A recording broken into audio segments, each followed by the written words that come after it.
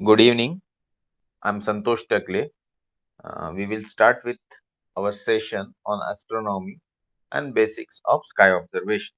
As you can see in the first slide, the details are mentioned as a Astro 2 L41 and Astro 3 L1. So, Astro 2 batch was supposed to have 50 sessions. They have reached to this 41st session, and third batch we are immediately starting, which is in their first session. So, this will go together. But Astro 2 batch will not be stopping at 50 or 55 session, 55th session. They will be continuing with this Astro 3 batch free of cost. And that is the methodology that most of the students from the past two batches have confirmed that in a week or 2 week, having one session keeps them in what you can say, little bit inclined to the studies related to the astronomy. It helps them to pursue their interest. तो I understand many of you are from Marathi medium English medium, तो थोड़ा बहुत हिंदी में ही बात करेंगे। और कुछ भी समझ में नहीं आए तो आप चैट बॉक्स में क्या समझ में नहीं आया वो लिख सकते हो। So I will repeat it in Marathi also, there is no problem. So this is our first slide. Now today we have student from the previous batch is Bhavya, then we have Bankar, then we have Sania, then Avirat, and the suggestion which that opinion who about having at least one or two session in the 15 days or a 1 week was from Avirat. तो ये सब जो मैं आपको पढ़ाऊंगा ये सब कुछ इंटरनेट पे फ्री ऑफ कॉस्ट अवेलेबल है। आप अगर हफ्ते में अपनी तरफ से 1-2 घंटा वहां पे ब्राउज करेंगे, थोड़ी जानकारी कंपाइल करेंगे, तो आपको ही बहुत सारी जानकारी वैसे ही मिल जाएगी। But in case you need some assistance or guidance, this may be the better option. यही यहाँ पे लिखा गया है कि ये सब कुछ इंटरनेट का डाटा है। So this is our first slide. What will be role of teacher or guide, that is me, is to bring out best in their student. इस पर्टिकुलर सेशन के बाद या अगले 50 सेशंस के बाद या 100 सेशन के बाद आप एस्ट्रोनॉमी एक्सपर्ट नहीं होंगे, बट आपको ये तो पता चलेगा कि अगर आपको प्राइमा फसी अगर आपको ऐसा लगा कि भाई एस्ट्रोनॉमी आपको बहुत पसंद है, इट इज वेरी इंटरेस्टिंग, तो ये इंटरेस्ट 50 घंटे बाद अगर इंटैक्ट रहता है तो मतलब आपको सचमुच एस्ट्रोनॉमी या साइंस या साइंटिफिक थिंकिंग पसंद है। तो यही एक दो चीजें स्पेसिफिक एज में या बहुत सारी चीजें एकेडमिक से रिलेटेड और पर्सनल लाइफ से रिलेटेड चेक होनी चाहिए, ताकि बच्चों का रियल इंटरेस्ट समझ में आए, पेरेंट्स के, टीचर्स के और स्टूडेंट के अपने आप से भी उनको ये समझ में आए। आज हम लोग थोड़ा रिवीजन करेंगे एस्ट्रोनॉमी का। बेसिक नॉलेज सबको रहता ही है। जिन्होंने ऑलरेडी 40-45 सेशन अटेंड किए हैं उनके लिए भी ये रिवीजन इंपॉर्टेंट है, क्योंकि कुछ सवाल तो मैं पूछूंगा ही जिनके जवाब आपको चैट बॉक्स में देने हैं। फिर क्या जानने वाले हैं इस पर्टिकुलर सेशन में या इस एस्ट्रोनॉमी के कोर्स में, फिर एस्ट्रोनॉमी ही क्यों, इसके ऊपर बात करेंगे। और रिसोर्सेस जो है इस पर्टिकुलर कोर्स के लिए या बेसिक एस्ट्रोनॉमी या ऑब्जर्वेशन का नॉलेज पाने के लिए उसके बारे में थोड़ा बात करेंगे। आज के स्काई के बारे में और जनवरी के पूरे महीने में, जनवरी 2022 के महीने में क्या इंपॉर्टेंट सेलेस्टियल इवेंट्स है उस पर हम बात करेंगे। एंड इस पर्टिकुलर क्लास में यूपीएससी एमपीएससी के बच्चों को science and technology related current affairs और जनरल नॉलेज और एक बैकग्राउंड स्ट्रॉन्ग फाउंडेशन की जरूरत होती है, तो उनको भी हम इसमें इन्वॉल्व करते हैं। तो उनके लिए एस्ट्रोनॉमी रिलेटेड जो इम्पोर्टेंट इवेंट्स इस पर्टिकुलर स्पेसिफिक पीरियड में हो रहे हैं उनसे हम लोग रूबरू करवाते हैं। मतलब we just try to at least brief them about certain topics, तो डिटेल में वो खुद से पढ़ाई कर सके। तो let's revise what we know. What is difference between the star and planet? तो ऑब्वियसली कोई भी छोटा बड़ा हो तो one term comes in everybody's mind, मतलब सबके दिमाग में एक टर्म तो आता ही है, ट्विंकलिंग, मतलब टिमटिमाना या लुकलुकणे। तारे लुकलुकतात, ग्रह लुकलुकत नाही असं लहानपणापासून आपल्याला शिकवलं जातं। परंतु हॉरायझनवर असलेल्या ग्रहांच्या बाबतीत पण बऱ्याच वेळेला आपल्याला त्यांचं लुकलुकणं अनुभवायला मिळतं. आणि याचं उत्तम उदाहरण इव्हिनिंग या मॉर्निंग में दिखने वाला आपका twinkling star that is Venus. वो ट्विंकलिंग स्टार लाइक दिखता है, इवनिंग स्टार बोला जाता है या मॉर्निंग स्टार बोला जाता है, बट है वो एक्चुअली प्लैनेट। तो ये जो इस तरीके के मिसअंडरस्टैंडिंग है या कम अंडरस्टैंडिंग है, मतलब पूरी जानकारी, मतलब हाफ नॉलेज इज डेंजरस, वैसे टाइप का ये है। अगर आप टेलीस्कोप से वगैरह प्लैनेट देखोगे तो normally you will find the plane steady light coming, क्योंकि इट इज जस्ट रिफ्लेक्शन। तो ये भाई बेसिक डिफरेंस है स्टार्स और प्लैनेट का। तो सवाल के साथ जवाब भी मैं दे रहा हूँ, because we have limited period of 55 minutes to 50 minutes of each session. उसमें बहुत कुछ कवर करना होता है। जैसे today we will be covering 42 slides. ये 42 स्लाइड्स यूट्यूब के माध्यम से आपके साथ शेयर किए जाएंगे, ये लेक्चर पूरा। This lecture will serve as the points to be studied. आपको ये लेक्चर का वीडियो देख के हफ्ते भर में आपका जो एस्ट्रोनॉमी रिलेटेड इंटरेस्ट है वो परस्यू करने के लिए कुछ पॉइंट्स, मुद्दे मिलतील, और इन पॉइंट्स को आपको इंटरनेट के माध्यम से पढ़ना है।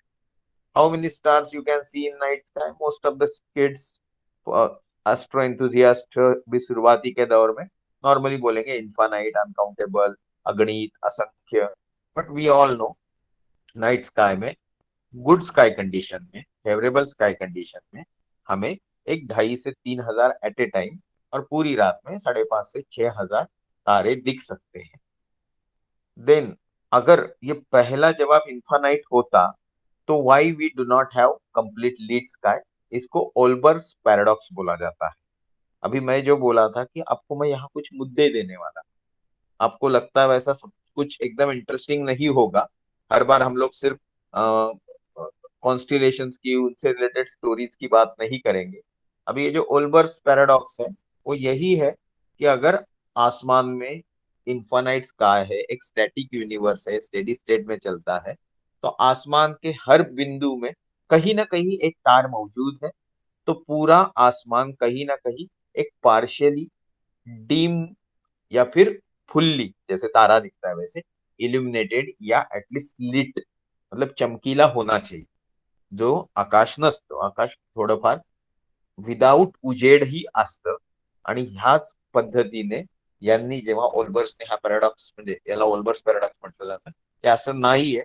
या पद्धतीने they try to prove one very important thing and that is called, what is it? It is called big bang. मतलब Big Bang says that the universe is expanding. It is originated from some point source and it is reaching to some distant object by expansion, which is explained by the Hubble's chat box में। देखना है मुझे कुछ? Sir कहना है इन chat box. श्लोक कुलकर्णी नए से आए हो क्या? यू नो तुम हमेशा ही लिख सकते हो, ये तुम्हारा।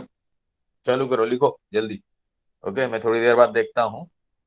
अभी मैं फिर से सेशन की तरफ बढ़ता हूँ। आप लिख दीजिए, मैं जब लिखेंगे तो मैं उसको पढ़ लूंगा और फिर आपको पूछ लूंगा। आपका कुछ जवाब चाहिए तो आपको दे दूंगा। सो वी वर टॉकिंग कि हम बात कर रहे थे कि आसमान पूरी तरह लिट नहीं है क्योंकि हर जगह तारा मौजूद नहीं है, मतलब there is finite number of stars. बहुत सारे लोग ये भी पूछते हैं, जिसका जवाब देना जरूरी है, कि why space mission are made. जैसे आपको मालूम होगा कि इस पर्टिकुलर क्लास के अंत में सगळ्यात शेवटी आपण, मतलब जेम्स वेब टेलिस्कोप वर बोलणार। That particular telescope has approximately cost 75,000 crore rupees. Okay, now that calculation और that figure may not be exact, but what I read, मी जे वाचलं, मैंने जो पढ़ा उसके हिसाब से 75,000 कोटी रुपये त्याच्या मागे खर्च झाले। आणि प्रोजेक्ट इनिशिएटेड, प्रोजेक्ट की शुरुआत हुई थी तकरीबन 1997-98 के आसपास, और आज हम खड़े हैं 2021 में। तो मतलब 20-22 साल से उस पर काम हो रहा है।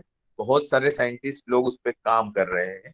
नासा एक स्पेसिफिक विंग और यूएसए का, मतलब यूरोपियन स्पेस एजेंसी का एक बड़ा विंग उस पर काम कर रहा था। तो भाई मिल क्या रहा है? और यहाँ पे फार्मर सुसाइड कर रहे हैं, बहुत सारे लोग भूखमरी के शिकार है, सबको कोरोना का वैक्सीन नहीं मिला। तो ये स्पेस मिशन जरूरी है क्या?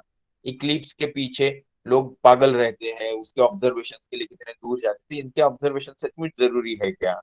And why we are spending so much money on finding alien जब हमारे एक दूसरे के साथ ही, या बाजू में जो दोस्त है, मित्र परिवार है, उनसे रिलेशन अच्छे नहीं, इन सब सवालों के जवाब जो आपको सोशली स्ट्रांग बनाएंगे, आपको साइंटिफिक मिशंस को, आम आदमी को एक एक्सप्लेनेशन देने के लायक बनाएंगे, ये इस क्लास में या इस क्लासेस के बाद आपको आएगा, which is useful for your future. तो अभी देखते हैं श्लोक ने क्या ना ऐसे सब, तो भूल गए। ठीक है, good. So now we go to the next question. किसको एस्ट्रोनॉमी पसंद है? Why we like astronomy? या फिर do you think that science, technology, astronomy are interrelated, और है भी तो कैसे? पेरेंट टीचर्स का रोल क्या है? इनकलकेटिंग साइंटिफिक टेम्पर, ये शायद टर्म भी आपके लिए पहली बार सुना होगा। फिर इंटेंट ऑफ दिस कोर्स क्या है? छोटे छोटे जवाब है, इमीडिएटली दे देता हूँ। एस्ट्रोनॉमी किसको पसंद है? सबको पसंद है। क्यों पसंद है? क्योंकि ये इतना इंटरेस्टिंग है कि जो मैं अभी उसका बोरिंग थ्योरेटिकल हिस्सा आपको बता रहा हूँ, फिर भी एटलीस्ट एक 50% पॉपुलेशन होगा कि उनके लिए नया नॉलेज है, तो उनको मजा आ रहा होगा। जो बेसिक नॉलेज डोमेन है, जिससे साइंस उभरा, उससे टेक्नोलॉजी उभरा, ये सारा एस्ट्रोनॉमी से शुरू हुए क्यूरियस क्वेश्चनिंग का हिस्सा है। और ये इंटर रिलेटेड है, ये बताने के लिए आपको ज्यादा पीछे नहीं जाना होगा। कोई भी एस्ट्रोनॉमी रिलेटेड साइट खोल दीजिए and you will get the timeline और history details of the astronomy, science and technology, जो एक दूसरे से जुड़े हो। पेरेंट टीचर्स के लिए एस्ट्रोनॉमी या साइंस, साइंटिफिक थिंकिंग इसलिए जरूरी है क्योंकि इससे हम में वैज्ञानिक सोच आती है, और ये वैज्ञानिक सोच सही मायने में हमारे इंडियन कॉन्स्टिट्यूशन का भी हिस्सा है और इंसानी सभ्यता के भलाई के लिए बहुत जरूरी है। अभी यहाँ क्या लिखा है नीचे? कुछ पावर लिखा है, W/M, नॉलेज, टेक्नोलॉजी। ये लिखा है कि जब इंसानी सभ्यता जंगलों में रहना या निर्माण हो रही थी, इवॉल्व हो रही थी बंदरों जैसे जीव से, तो उस जमाने में it is survival of the fittest and the strongest, ऐसा लगता था। तभी ये नॉलेज नहीं था कि it is the survival of the most adaptable और फ्लेक्झिबल स्पेसिस. तो पॉवर, जिस बळी तो कान पिढी असं जे आपण ऐकत होतो, तसा हा मजबूत माणूस, हट्टाकट्टा. आपण जुन्या काळी पण शत्रूमध्ये असलेले बलाढ्य सैनिक कोण, तर मग कधी अफजल खानाचं नाव घेतलं जायचं, किंवा आपल्या शिवाजी महाराजांच्या सैनिकांमध्ये पण कोणीतरी डायरेक्ट हत्तीशी किंवा घोड्याशी लढाई करू शकत होता, अशा योद्ध्यांची नावं होती. म्हणजे power was the physical strength. हळूहळू power has shifted to physical strength पासून पुढे गेली ती पैसे आणि संपत्तीकडे, that is wealth and money. नंतर आजच्या घडीला, today's date, knowledge is a power. And really speaking, आज हम जहां खड़े हैं, नॉलेज का application is power, that is technology. मतलब नॉलेज तो मिल गया कि भाई कुछ वायरस आया है, वो किसी चीज से आया है, उससे इम्यून सिस्टम डाउन है, नॉलेज है। बट उसका सॉल्यूशन जब तक टेक्नोलॉजी के माध्यम से नहीं आया, वैक्सीन नहीं आया, तब तक हम लोग रियली टोटली हैंडीकैप थे। आज भी हम थोड़ा बहुत वो महसूस करते हैं जब ओमिक्रॉन का वेव सर पे है। तो मतलब पावर का जो एक्चुअल शिफ्टिंग है, वो फिजिकल, शारीरिक ताकत से वेल्थ या मनी की तरफ से नॉलेज की तरफ जाते जाते टेक्नोलॉजी की समझ और निर्माण से आज जुड़ा हुआ है। तो ये सारी चीजें आप विज्ञान सीखोगे, वैज्ञानिक सोच रखोगे, तो ऑटोमेटिकली आपको टेक्नोलॉजी से लैस और टेक्नोलॉजी के जानकारों में आपको रखेगी। Intent of this course is to unleash the mystery of science and technology, unleash the mysteries of the life, so that you will be happy and useful to the humanity throughout your life. तो ये सब चीज वो नहीं था। ये चीज क्या था कि हम रिवाइज करने वाले थे, रिवाइज यहां तक हो गया। नो व्हाट टू नो और व्हाई एस्ट्रोनॉमी, ये आगे कर रहे हैं। तो नो व्हाट टू नो में ये है आपके 50 लेक्चर, कॉन्स्टिलेशंस, तारका समूह, 88 नंबर से इंटरनेशनल एस्ट्रोनॉमिकल यूनियन के हिसाब से उस पे चलेंगे। नक्षत्राज, जो भारतीय सभ्यता के हिसाब से टाइम कीपिंग के लिए इक्लिप्टिक के ऊपर जो 27 पार्ट किए गए, जिससे हम लोग हमारे महीने और ये सब का हिसाब रखते थे, उसी तरीके से कुछ लोगों ने 12 हिस्से किए और उसको सनसाइन बोला जाता है। इनके बीच में कुछ लोग स्टेडी स्टेट में चलते हैं और कुछ उनके बैकग्राउंड पे घूमते हैं, जिनको वॉन्डर प्लैनेट्स बोला जाता है। ऐसे 8 है कि क्योंकि नौवा जो प्लूटो है उसको बटू यानी ड्वार्फ प्लैनेट घोषित किया गया। कुछ नोटेबल स्टार्स के बारे में हम पढ़ेंगे। ऐसे तकरीबन 5,500 तो खुली आंख से विदाउट एनी इक्विपमेंट देखे जा सकते हैं अच्छे क्लाइमेटिक कंडीशन में। आज हमारे साथ जो स्टूडेंट है उसमें कुछ मुंबई से है, कुछ कोंकण के गढ़हिंग्लज कोल्हापुर एरिया से है, कुछ पूना से है। ऐसे बहुत सारी जगह से है, पूरे इंडिया से इसमें लोग जुड़ेंगे धीरे धीरे। तो जितनी स्काई कंडीशन अच्छी गांवों में होगी उतनी शहरों में नहीं होगी, और बड़े शहरों में तो बिल्कुल नहीं होगी। तो जैसे कि अभी हम सोच रहे थे कि हम जहां मुंबई से एक 50 किलोमीटर पे शिरडोन में रहते हैं, वहां पे स्टार गेजिंग करेंगे। आज स्काई कंडीशन बहुत अच्छा है, बट रियल स्पीकिंग 2 दिन पहले नहीं था। सैटरडे का प्लान बनाया था, उस दिन भी नहीं था। बट कुछ नोटेबल स्टार्स दिखते हैं। जैसे आपको लायरा कॉन्स्टिलेशन में से कुछ दिखेगा, आपको कुछ डेनेब नाम का तारा दिखेगा जो साइग्नस कॉन्स्टिलेशन में है, या अल्टेर यानी श्रवण दिखेगा। तो notable stars will be visible, उनको हम जानेंगे, पढ़ेंगे, और लोगों को कहीं भी खड़े हैं हम रात के आसमान में तो दिखाने के लिए हम खुद को सक्षम और जानकार करेंगे। और क्या होता है मीटियोर शावर, कब होता है? कल ही मैंने मैसेज डाला था कि परसों रात को, इवन कल रात को, इवन आज रात को भी आपको अच्छे से एक, नहीं ज्यादा नहीं, मतलब 180 लिखा जाता है, कहीं 120 लिखा, बट एक 50-60 भी अच्छा काउंट होता है। और वर्स्ट केस सिनारियो में ज्यादा नहीं तो भी एक 4-5 तो दिख ही जाएंगे 1 घंटे में। कहाँ से? क्वाड्रेंटिडिस मीटियोर शावर, मतलब क्वाड्रेंट से होने वाला मीटियोर शावर। और क्वाड्रेंट एक नाम है बूटस नाम के कॉन्स्टिलेशन का, जिसको मराठी में भूतब बोला जाता है। अभी जो नए लोग हैं उनके लिए सब बाउंसर बाउंसर है। बट ये बाउंसर बाउंसर इसलिए है कि इंट्रोडक्टरी लेक्चर। तो इंट्रोडक्टरी लेक्चर में आपको ये समझना है कि नॉलेज की जरूरत नहीं है, बट सिंसियरली जो बताया वो काम करने की जरूरत है। जैसे अभी लेक्चर खत्म होने के बाद एक बार आपको खुला आसमान देखना है, क्योंकि मैं अभी आपको आसमान दिखाने वाला हूं। कहाँ पे? इधर चित्र में। क्या अभी आपके आसमान में क्या दिखेगा? कितने बजे? 7 बजे। तो 9 बजे क्या होगा? 30 डिग्री ऊपर आया होगा। अभी 30 डिग्री कैसे गिनना है वो भी देखेंगे। सो ये सारी चीजें जो ऊपर लिखी, नीचे कुछ galaxies, dwarf galaxies, nebula, messier object, star clusters, और कुछ इक्लिप्स, ट्रांजिट, अकल्टेशंस वगैरह वगैरह वगैरह। इतनी सारी चीजें 5वीं के बच्चे को समझ में नहीं आएगी, ऐसा जिनको लग रहा है वो गलत है। छोटे बच्चों की ग्रास्पिंग कैपेसिटी बहुत अच्छी होती है, पर ग्रास्पिंग के लिए सिर्फ 1 घंटे का लेक्चर एक हफ्ते में या 15 दिन में सुन के नहीं चलेगा। आपको रेगुलर बेसिस, डेली नहीं तो अल्टरनेट डे बेसिस, थोड़ा उसको पढ़ना पड़ेगा, रिवाइज करना पड़ेगा। डाउट्स जो आएंगे वो मुझे भेजने पड़ेंगे, और मुझसे जो जवाब आए उनको समझ के आप उसको याद रखना। इसी तरीके से जैसे हमने टेबल याद की है वैसे ही। एनीवे, तो ये है कॉन्स्टिलेशन। आज अगर ये नया कोर्स मतलब एस्ट्रो 3 बैच चालू नहीं होता, तो मेरा पूरा मन था कि मैं स्कॉर्पियन मतलब स्कॉर्पियस मतलब वृश्चिक मतलब बिच्छू के बारे में बोलने वाला था।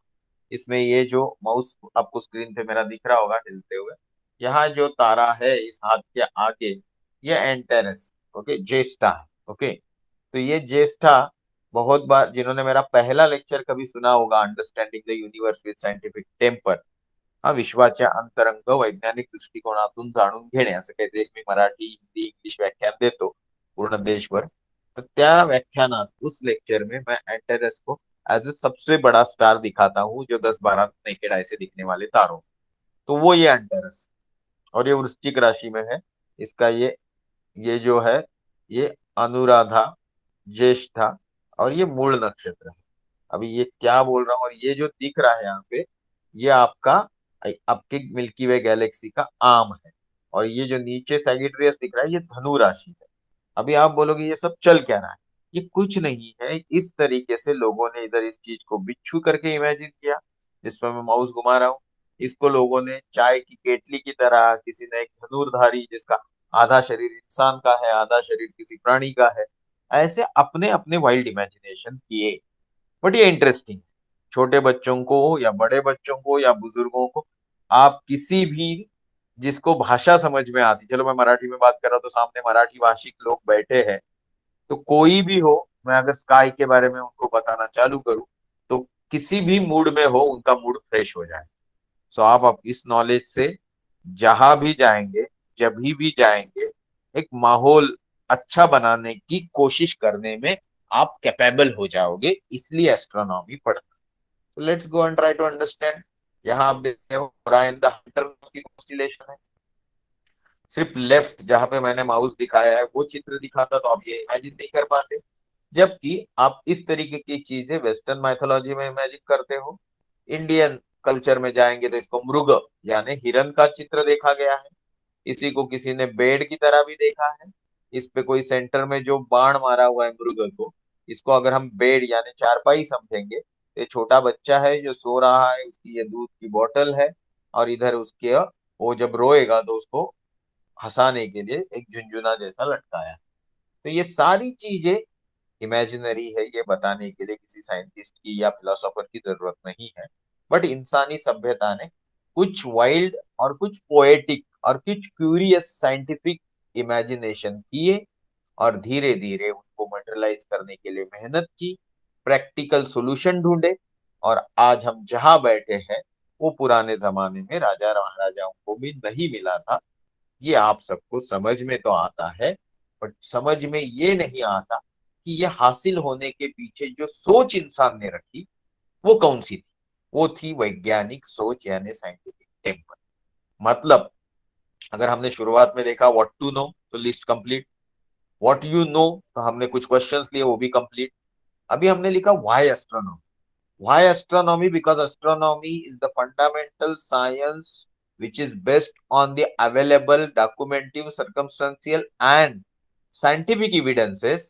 इसमें झूठ का कोई चांस नहीं है, स्यूडो साइंस का कोई चांस नहीं है। और ऐसे एस्ट्रोनॉमी के तहत इंसान ने जो धीरे धीरे तरक्की की, उसने बेस ही बनाया साइंटिफिक थिंकिंग। और इस साइंटिफिक थिंकिंग के बेस के ऊपर जो साइंस बना वो एस्ट्रोनॉमी और उसके आगे के हिस्से है, ब्रांचेस है। तो एस्ट्रोनॉमी पढ़ना जरूरी है, क्योंकि उससे जो वैज्ञानिक सोच आएगी उससे आप अपने लिए, समाज के लिए, देश के लिए, मानवता के लिए बहुत कुछ कर पाओगे। साइंटिफिक थिंकिंग है क्या? नए नॉलेज के डोमेन ढूंढना, कोई भी चीज प्रूफ के बगैर एक्सेप्ट न करना, और अपना जो भी ओपिनियन बना है उसको चेंज करने की क्षमता रखना या फ्लेक्सिबिलिटी रखना, किस तहत? नए एविडेंसेस मिलने के बाद। Not to rely on the preconceived notions. क्या भाई किसी ने बोला डेली सुबह पूरब से सूरज उगता है, शाम को सेट होता है, फिर वो रात को घूम के फिर से आता है, तो सूरज पृथ्वी की परिक्रमा कर रहा है, इमीडिएटली मुंडी हिलाना चालू।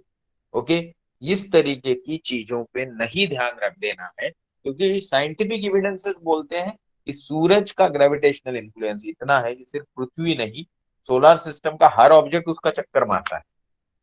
इवन आपको जो मिटियोर शॉवर वगैरह भी दिखते हैं, ये इसी बेसिक चीज के कारण हो पाता है। कैसे क्या वो आगे देखेंगे। तो साइंटिफिक टेम्पर समझने के लिए ज्यादा किसी चीज की जरूरत नहीं है। आपकी सोच वैज्ञानिक रखिए, एविडेंस बेस्ड चलिए, इससे आप जिंदगी में ज्यादा अच्छे और जानकारी युक्त डिसीजन ले पाएंगे, जिससे आप जिंदगी में खुश भी रह पाएंगे। आपको कोई एक्सप्लॉइट मतलब आप तुमसा कोई आपका गलत फायदा भी नहीं ले पाएगा, और आप जिंदगी के हर कदम पे आपके आसपास के लोगों के लिए यूजफुल रहेंगे। और यही चीज अपने बुजुर्गों को इतने जल्दी समझ में आई कि ये इंडियन कॉन्स्टिट्यूशन का क्लॉज नंबर 51 AH है। It is fundamental duty of every Indian citizen to inculcate, foster and promote scientific temper. म्हणजे काय, भारतातल्या प्रत्येक नागरिकांचं मूलभूत कर्तव्य आहे की आपण वैज्ञानिक दृष्टिकोनाचा प्रचार प्रसार करायचाच आहे, आणि आपल्या मेंदूमध्ये एक रिझनिंग, क्वेश्चनिंग ॲबिलिटी जनरेट करायची. आता किती जण करतात हा फार वेगळा मुद्दा आहे, पण हे सगळं होत नाही याच्या मागे कारण आहे आपल्या आसपास असलेलं सोशल, एज्युकेशनल आणि फॅमिली एन्व्हायरमेंट. जे लहानपणी आपल्यावर संस्कार होतात ते पुसता येत नाहीत लवकर, पण अभ्यास आणि एक चांगला संस्कार चुकीच्या संस्काराला कधीही पुसून टाकू शकतो, याची उत्तम उदाहरणं समाजामध्ये आहेत. सो चुकीची काय गैरसमज होते जुन्या काळी जे वैज्ञानिकांनी खोडून काढले, आप यहाँ पे देख रहे हो दो साइंटिस्ट के तरफ से आई हुई इंपॉर्टेंट थेरीज। पहली थेरी कौन किसकी तरफ से आई? टॉलेमी। ये टॉलेमी साहब का नाम 50 मेरे लेक्चर्स में आप कम से कम 50,000 बार सुनेंगे। 50,000 नहीं तो 5,000 बार तो शुगर, 500 बार तो कहीं नहीं है। क्योंकि टॉलेमी टॉलेमी टॉलेमी ही कॉन्स्टिलेशन कॉन्स्टिलेशन के चक्कर में आते हैं। और ये टॉलेमी भाई साहब का जो थेरी था वो थोड़ा अलग टाइप का था। अभी कोपरनिकस ने जो थेरी रखा वो हेलियोसेंट्रिक, जियोसेंट्रिक हेलियोसेंट्रिक का मुद्दा तब से लेके अब तक चल रहा है, जबकि आज साइंटिफिक एविडेंसेस है।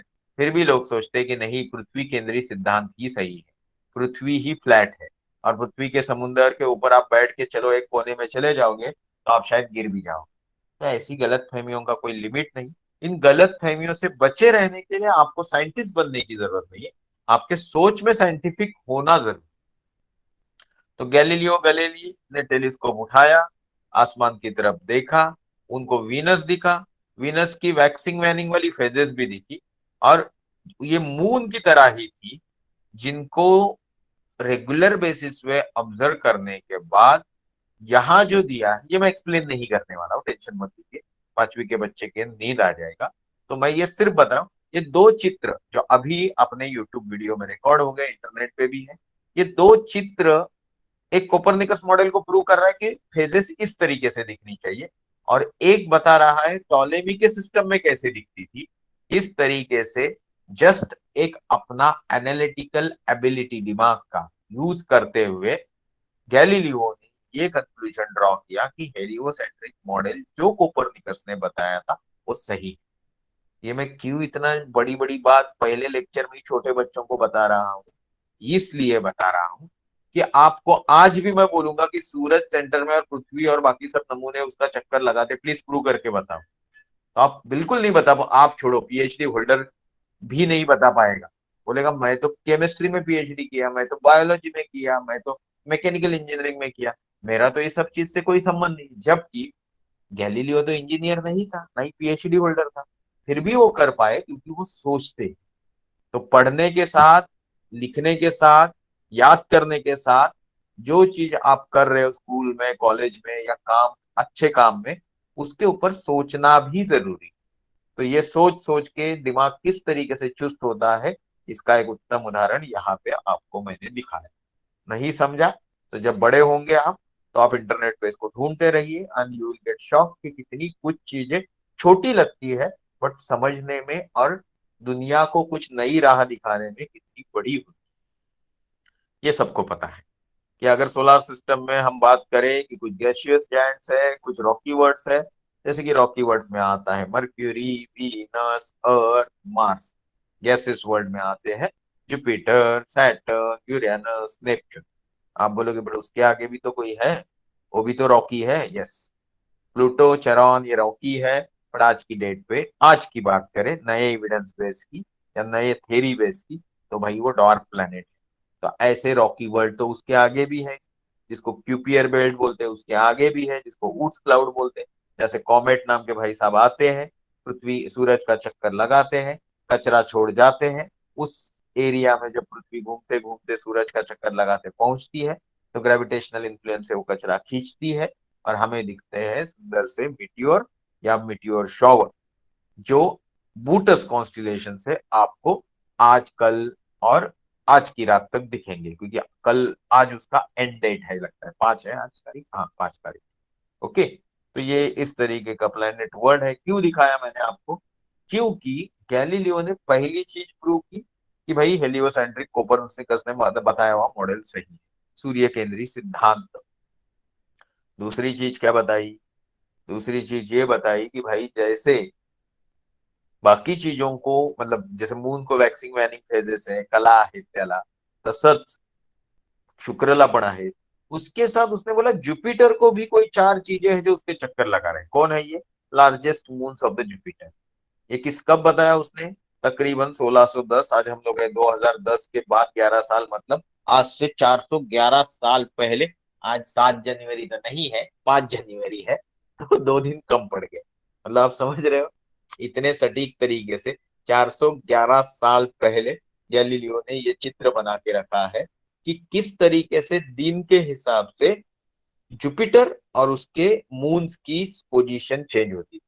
तो क्या यहाँ पे चैट बॉक्स में आप लोग मराठी, हिंदी, इंग्लिश में लिखेंगे कितने लोगों ने टेलीस्कोप देखा, कितने लोगों ने टेलीस्कोप से मून के गड्ढे देखे, कितने लोगों ने वीनस की फेजेस देखी, कितने लोगों ने जुपिटर के मून देखे। चलो फटाफट चैट बॉक्स में लिखो, 26 + 6, 32 लोग हैं यहाँ।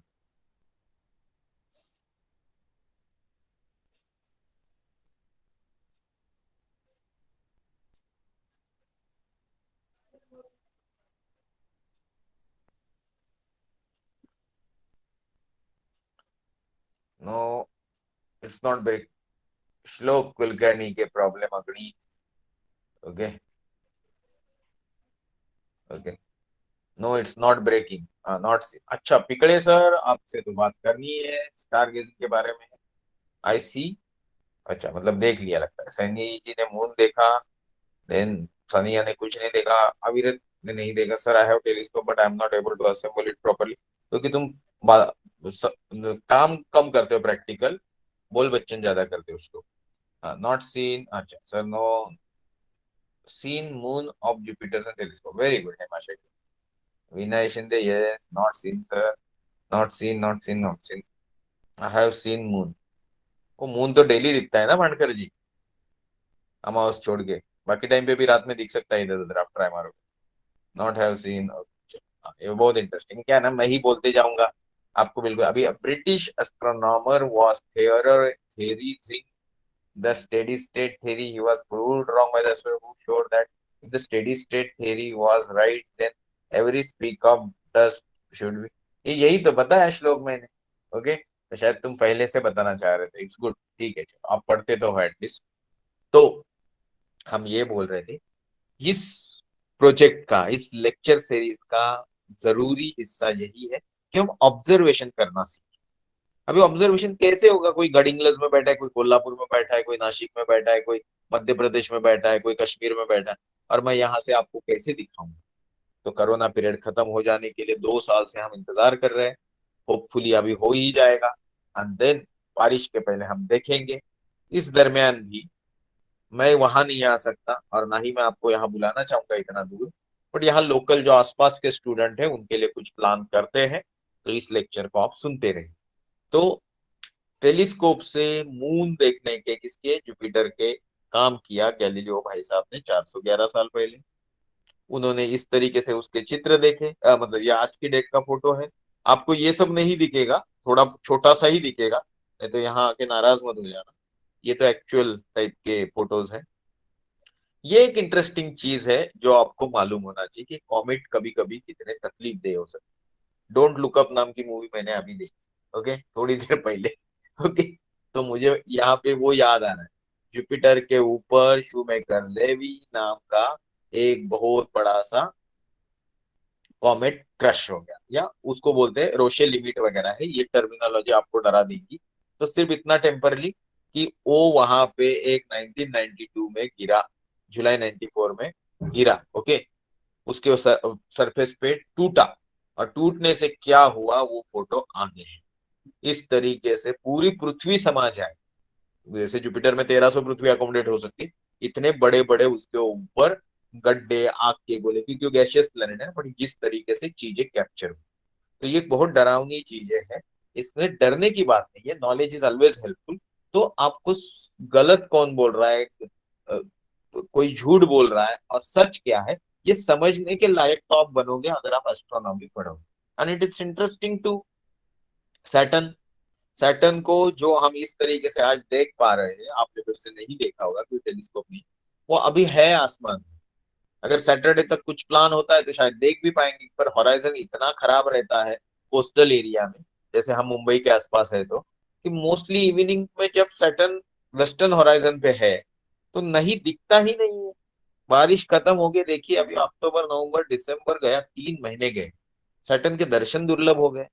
सो प्लान तो करना जरूरी है कि आप समझोगे सच में कि जो एक्चुअल चित्र में सैटर्न किताबों में दिखता है, 6 इंच के टेलीस्कोप से दिखता है, 10 इंच के टेलीस्कोप से दिखता है, एकदम डिफरेंट डिफरेंट व्यूज है। इससे बच्चों को सच में समझ में आएगा कि इंसान ने जब छोटे से डंडी जैसे दूरबीन से शुरुआत की, ये टेलीस्कोप में बात कर रहा हूँ गैलीलियो, 2 सेंटीमीटर 20 मिलीमीटर का ये टेलीस्कोप है, मेरा 125 मिलीमीटर का टेलीस्कोप है, और अभी गडिंग्लज में मराठी विज्ञान परिषद के लोगों ने मिलके एक 4-5 जगह पे प्रोग्राम किए, तो वहां पे शायद उन्होंने बहुत बड़ी दूरबीन लाई थी, या मालूम नहीं, या मैं किसी और चीज को रिकलेक्ट कर रहा हूँ। तो एक 10 इंच की दूरबीन वगैरह बहुत बड़ी दूरबीन होती है, उससे बहुत सारी चीजें बहुत अच्छी दिखती है। तो आपको ये सब जब मौके मिले तो आपको छोड़ना नहीं चाहिए। ओके, तो श्रीजी, आई सी Venus and Mars also very good and Saturn seen. I see Jupiter, Venus, Moon. Okay, okay, good. ठीक है, अच्छी बात है। यही एक्चुअली देखने लायक बेसिक चीजें यही है।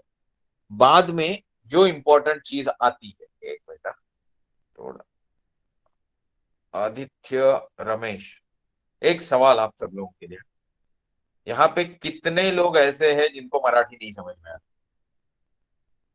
ताकि मैं हिंदी में बोले जा रहा हूँ आधे घंटे से बोल रहा हूँ, तो चलो, एनीबडी हु डजंट अंडरस्टैंड, ऐसा कोई है जिनको हिंदी बिल्कुल नहीं समझ? हितेंद्र सैनी जी, तो ठीक है, ओके ओके ओके ओके, ठीक है, एक भी काफी। Sorry sorry sorry, sorry sorry, मेरा सवाल गलत हो गया लगता है। मैं ये पूछना चाह रहा हूँ कि क्या मैं मराठी में बात कर सकता हूँ? हिंदी में बात उनके लिए हो रही कि जिनको मराठी समझ में नहीं आता। तो हितेंद्र सैनी जी को मराठी समझ में नहीं आता है, एंजल जॉर्ज को मराठी समझ में नहीं आता है, ये आप बता रहे हो? तो मतलब मुझे हिंदी में ही बात करना है? तो आपको ऐसा फुल सेंटेंस में प्लीज दिए, sir please speak in Marathi और sir please speak in Hindi. Hitendra and Angel, आप दोनों से एक्सपेक्टेड। हेमा शेडगे जी, आपके नाम से ही पता चल रहा है कि आपको मराठी समझ में आता है, बात आपसे नहीं। Angel and Hitendra, please write. हाँ, Hitendra wants me to speak in Hindi. Okay, Hindi राष्ट्रभाषा है, सबको हिंदी समझ में आनी ही चाहिए, जबरदस्ती है उस। ओके, एक राष्ट्र एक भाषा और एक ही धर्म, इंसानियत। ओके, तो yes sir, please speak in Hindi और इंग्लिश। ओके, चलो चलो, ठीक है, समझ में आया। तो हम बात कर रहे थे छोटे टेलीस्कोप की, जो गैलीलियो ने खुद से बनाया, इस्तेमाल किया, पर डायमीटर 20 मिलीमीटर था। आज बड़े बड़े टेलीस्कोप है, बट सबके पास घर पे नहीं है, और जिनके घर पे है वो लोग उसको असेंबल करके यूज नहीं करते, जैसे श्लोक है यहाँ।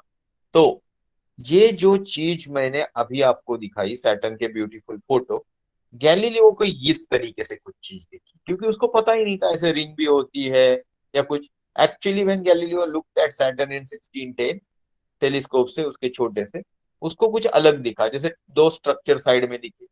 फिर इम्प्रूव टेलीस्कोप 1616 में जब उसके पास आया, तो उसको स्ट्रक्चर्स दो कान की तरह दिखे। 1655, okay, Huygens could discern it to be ring like structure. और Cassini 1676 distinguish it to be number of rings.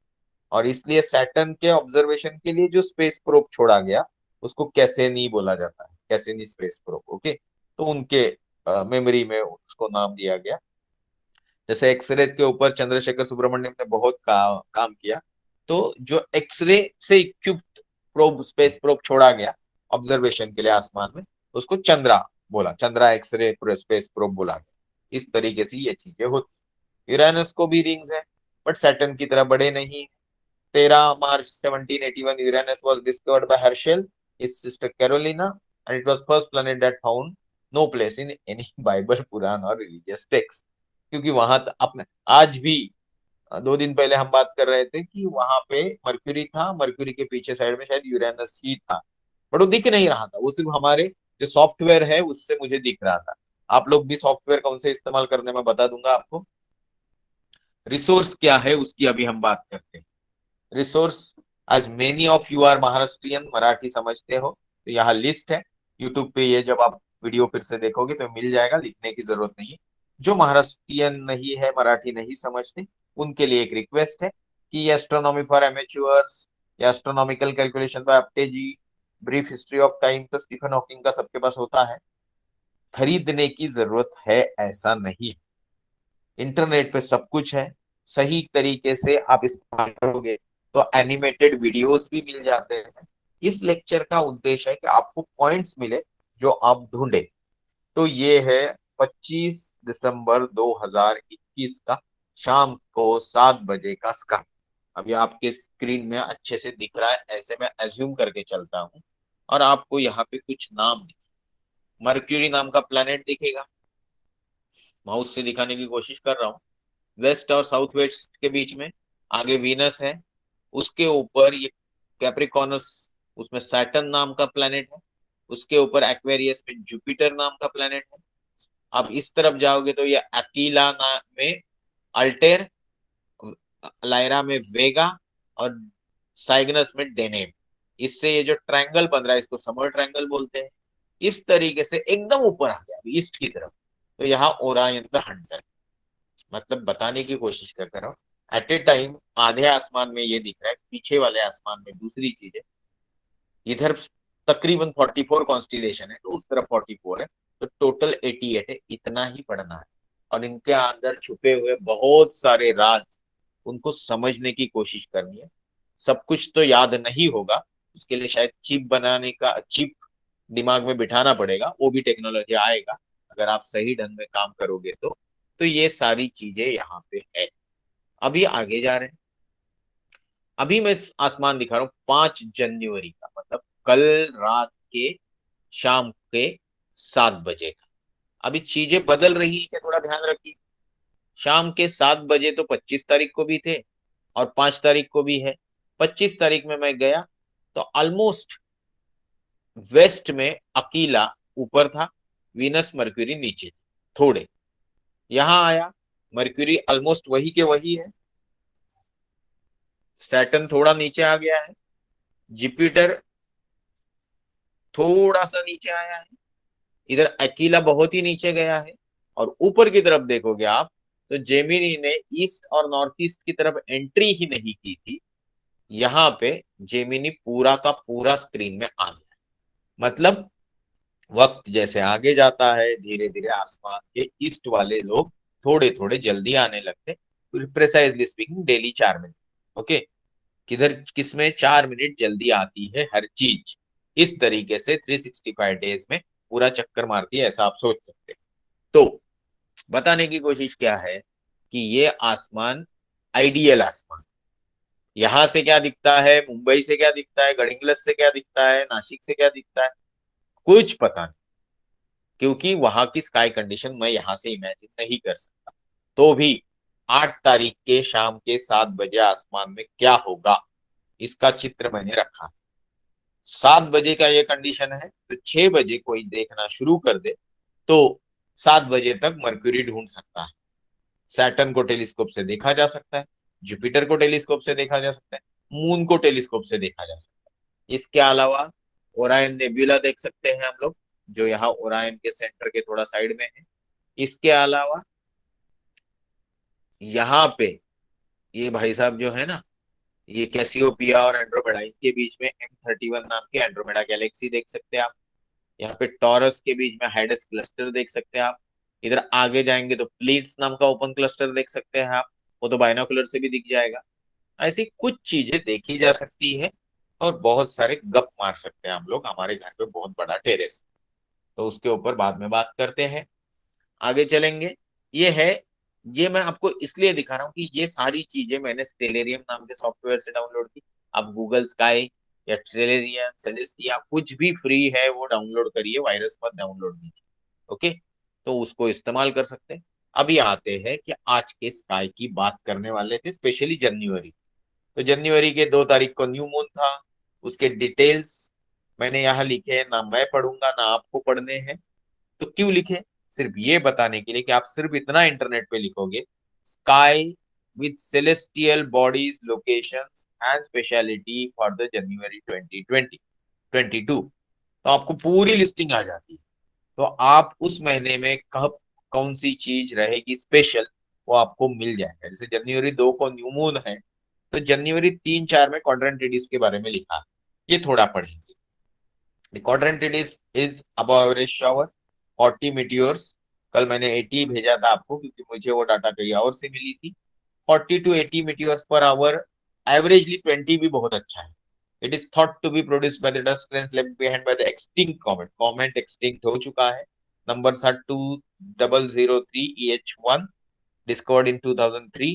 The shower runs annually from 1st to 5th January, peaks on the third night और morning of the fourth, जो कल के पहले वाले एक दिन।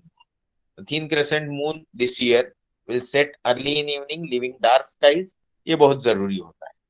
तो भाई ये तो हमने अपॉर्चुनिटी गंवा दी। अभी अगले हफ्ते में या अगले महीने में कुछ आएगा।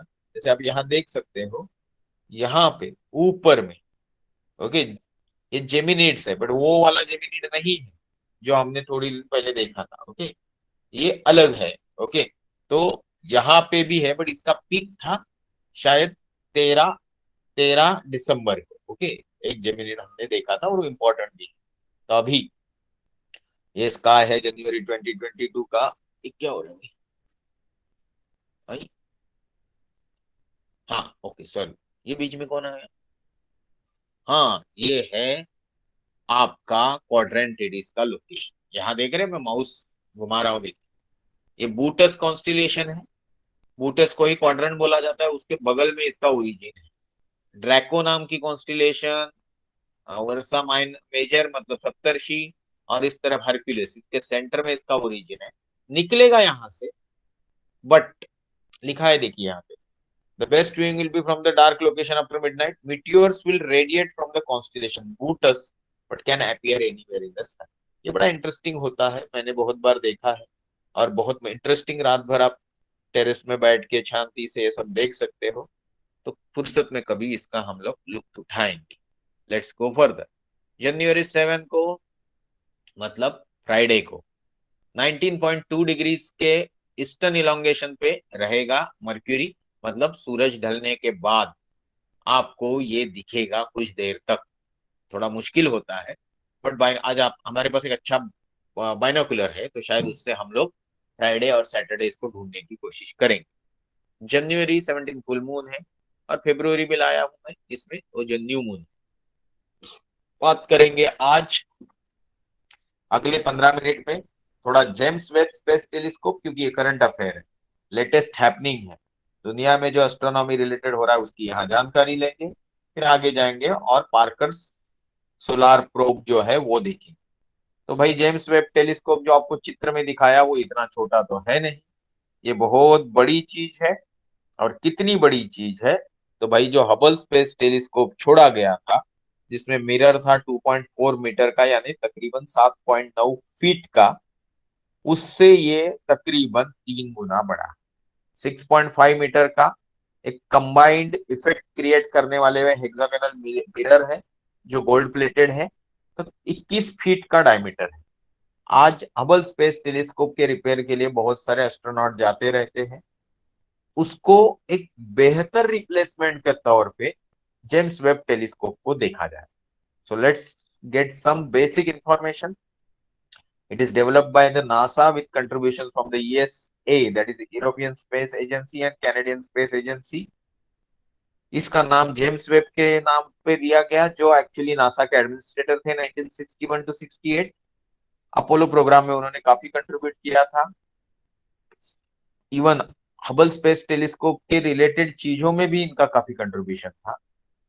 तो ये जो है, इसका लॉन्चिंग मीटिंग के डिटेल्स आपको इंटरनेट पे अच्छे से मिल जाएंगे। प्राइमरीली मिरर जो है इसका, ये ऑप्टिकल टेलीस्कोप इलेमेंट है। 18 हेक्सागोनल मिरर सेगमेंट्स है, गोल्ड प्लेटेड विथ बेरिलियम, और कंबाइन करके इफेक्टिव 21 फीट का डायमीटर बनता है। अभी हबल स्पेस के कंपैरिजन में 3 गुना बड़ा है।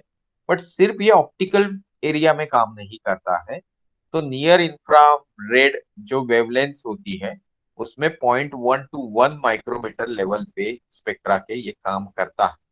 मिड इंफ्रा में 0.6 to 28.3 माइक्रोमीटर, मतलब जो रेड सेगमेंट है उसमें भी एक, अभी बहुत लोगों को ये समझ में नहीं आ रहा होगा, बट जब आप आगे जाके स्पेक्ट्रा मतलब पढ़ोगे, वेवलेंथ के पैटर्न पढ़ोगे, हम लोग मराठी में पढ़ते हैं ना, दाना पीली वाला कुछ, है ना, वायोलेट रेड वगैरह वाला, तो उसमें ये जो स्पेक्ट्रा है वो वेवलेंथ एसोसिएटेड रहते हैं। जैसे इवनिंग में हमको स्काई कभी कभी ऑरेंज दिखता है, या स्काई जो ब्लू दिखता है, ये सारी चीजें वेवलेंथ एसोसिएशन से है। तो ये सारे जो इफेक्ट है, रेले स्कैटरिंग बोलते हैं, जो स्काई के ब्लू होने के लिए है। तो ये सारी चीजों के बारे में अच्छे से जानकारी पाने के लिए इंफ्रारेड रीजन में रहते हुए हीट या उससे जुड़ी कोई भी लाइट बेवजह इस पे नहीं गिरनी चाहिए, इसलिए इसको लैग्रेंजियन पॉइंट 2 पे फिक्स किया है। तो वहां पे इसको चलाने के लिए कोई एनर्जी की जरूरत नहीं, स्टेडी पॉइंट है आसमान में। ओके, 1.5 मिलियन किलोमीटर मतलब 15 लाख किलोमीटर के फ्रॉम द अर्थ। ओके, तो मून का डिस्टेंस आपको पता ही होगा, तकरीबन एक 3.84 lakh is the average distance, या 15 की बात हो रही मतलब 5 गुना तकरीबन। ओके, तो ये जो स्पेस टेलीस्कोप है, इसको बनाने के लिए 1997 में बजट सैंक्शन हुआ था कि भाई भाई 0.5 बिलियन US डॉलर। 2019 तक वो 10 बिलियन डॉलर तक पहुंच गया तकरीबन। ओके, तो ये फाइनली धक्का स्टार्ट करते हुए हाल ही में लॉन्च हुआ 25 को। तो आपको इसके बारे में जानकारी होनी चाहिए। अभी और जानकारी जब ये कुछ रिजल्ट्स दिखाने लगेगा धीरे धीरे, तब हम इसके बारे में बात करेंगे। इसका वीडियो इंटरनेट पे अवेलेबल है, जरा देख लीजिए कैसे फोल्डेबल स्ट्रक्चर इन्होंने बनाए हैं, और उसको कैसे ये हीट शील्ड वगैरह को वाइंड करने के लिए, अनवाउंड करने के लिए कितनी एनर्जी डाली गई। ये आ गए हम पार्कर सोलार प्रोब में। ये थोड़ा बड़ा किस्सा है, क्योंकि ये मेहनत सफल हुआ हुआ प्रोजेक्ट है। छोड़ा गया 2018 में, 2021 में वो वहां पहुंच चुका है जहां पे इसके पहले कोई नहीं पहुंच चुका है। कहाँ पहुंचा है? सन के कोरोना में, कोरोना वायरस के नहीं, सन के जो सोलार प्लेट मतलब सन का जो आउटर सरफेस है, जिसको हम फोटोस्फेयर बोलते हैं, उसके ऊपर एक क्रोमोस्फेयर है, और उसके ऊपर वाली जो प्रभा मंडल है, जो लाखों लाखों किलोमीटर तक फैलता है, फायदा कम तकलीफ ज्यादा देता है हमको, क्योंकि उससे जो सोलार विंड वगैरह आता है, उससे हमारी इलेक्ट्रॉनिक्स या हमारे अर्थ के एटमॉस्फेयर में कहीं काफी चहल पहल होती है। तो ये उसकी स्टडीज करने के लिए पार्कर सोलार प्रोब छोड़ा गया है। एजिन पार्कर के रेफरेंस से उनका नाम रखा गया है। तो ये पार्कर प्रोब अभी कोरोना में है, और इसके बारे में पढ़ने के लिए बहुत ज्यादा जानकारी है। देखिए इधर फोटो पे फोटो, फोटो पे फोटो मेरे पास है। तो ये चीज ऐसा नहीं है कि जो जिस दिन चालू किया वो उस दिन खत्म किया। अभी हम लोग 10 को 10 मिनट वाले जोन में हैं। पार्कर प्रोब खत्म करने की मुझे कोई खास जल्दी नहीं है, अगले लेक्चर में भी कवर हो सकते हैं। एक तकरीबन हम लोग 30 लोग हैं। तो now let's go for the question. ठीक है सर, प्लीज सोडाल तीन मराठी। बापरे, ये सोडाल क्या होता है भाई? इंग्लिश में मराठी लिखी है लगता है आपने। ठीक है, तो अभी आप मराठी हिंदी इंग्लिश में आज जो समझ में नहीं आया उसके बारे में पूछ सकते हो। तो मैं पीछे जाता हूँ, पूरी स्लाइड एक बार फिर से घुमाता हूँ। आज थोड़ा नाराज हो गए होंगे हमारे पुराने स्टूडेंट जो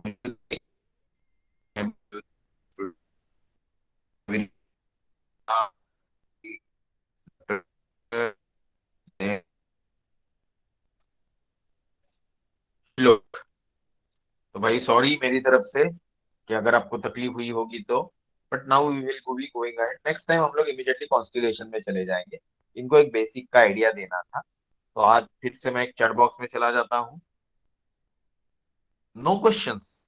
सो नो क्वेश्चंस मतलब सब समझ में आया या कुछ नहीं समझ में आया? तो टेम्परली हम पकड़ दे कि आपको ये स्लाइड्स की जरूरत होगी। तो मैं स्लाइड्स आपको दिखाते जाता हूँ एक एक, फिर आपको कुछ सवाल आते हैं तो आप पूछ सकते हो। कॉन्स्टिलेशंस की बात की, दिखाए कुछ कॉन्स्टिलेशन आपको। फिर हमने साइंटिफिक टेम्पर नाम के थेरेटिकल बट इम्पोर्टेंट टॉपिक की बात की। फिर हम लोग कैसे साइंस में प्रूव करना होता है कुछ पोस्टुलेशंस का या थ्योरम्स का, वो बता देखा। करते करते करते गैलीलियो ने क्या क्या कंट्रीब्यूशन किया वो देखा। थोड़े आगे जाके हमने रेफरेंस बुक्स, स्काई का मैप, मैप के बहुत सारे डेट वाइज फोटोज, जनवरी में क्या देख सकते हो उसमें से क्वाड्रेंटिडिस मीटियोर शावर की बात की। आज रात भी आप इस चीज को देख सकते हो अगर आप इंटरेस्टेड हो तो।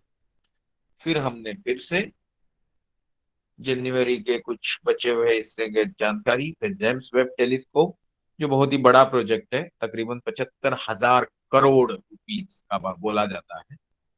और ये है पार्कर स्पेस प्रो। जिसके मैंने सिर्फ आपको फोटो दिखाए। आगे मैं नहीं बढ़ रहा हूँ, यहाँ पे हम रुकने वाले नहीं है। Just give me second.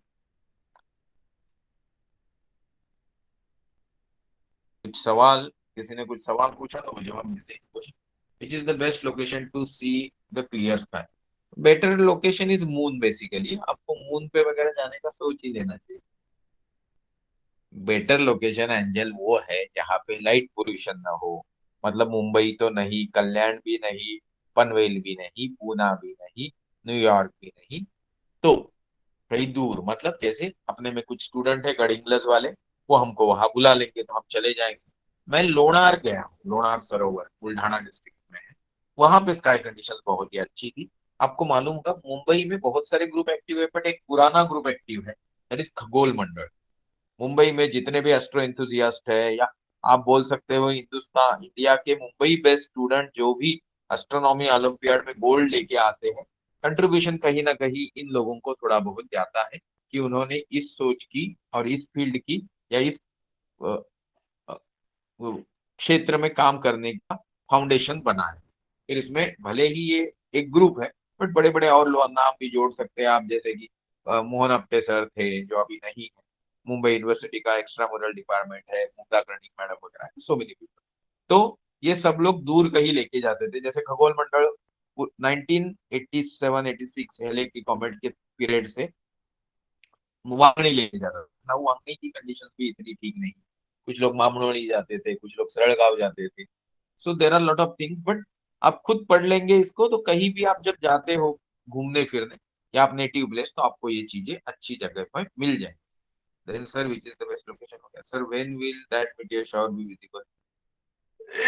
अगर आपने ठीक से देखा आदित्य, तो आपको समझ में आएगा कि एक 2 बजे के आसपास बूटस कॉन्स्टिलेशन राइज हो रहा है।